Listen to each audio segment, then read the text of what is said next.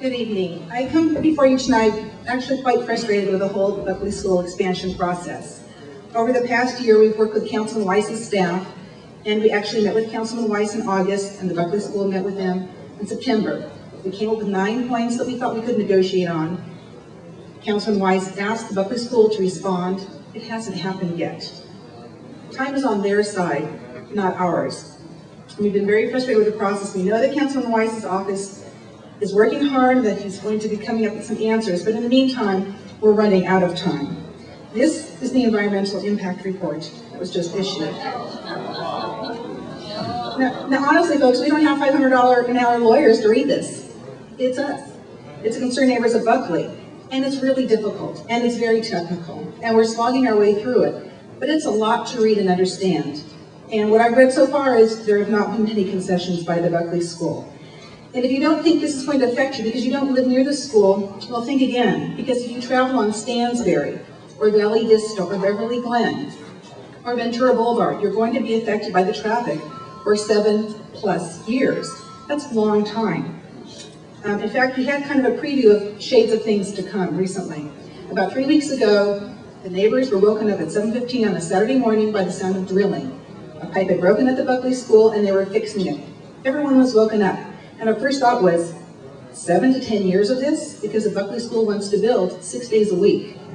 Well, we told Councilman Weiss we feel we have quality of life issues, and that's not acceptable to the residents in the neighborhood.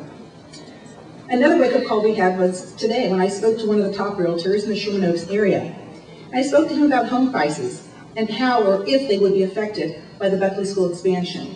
He informed me that already his properties that he has listed around the Buckley School, he's listed for 10% less because of the pending expansion. This is before any trucks have gone up the street, rumbled full with dirt, tractors, etc. So already our home values are dropping, and a nail hasn't even been hit with a hammer. So we're really serious about this issue because we feel that we haven't gotten the support that we need from Councilman Weiss's office. He has not made a commitment to us, the neighbors, that he wants to maintain our quality of life. We're not saying to not have construction. We're saying make it reasonable. The Harvard Westlake School is expanding for about 3 years of going through a building process that's actually larger than the Buckley schools. So we said to the Buckley School, reduce your building time from 7+ years to 3 years, and the neighbors could adjust to that. Well, they don't have the money to do that now because they don't have the money raised for all the buildings. That's not our problem.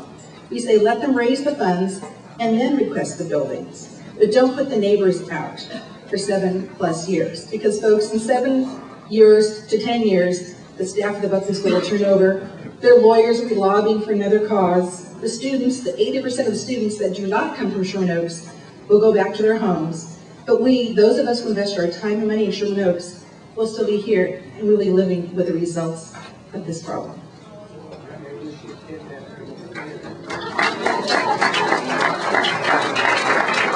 Thank you. One more thing I want to mention is that right now we're waiting for a date for a hearing that will occur about the EIR.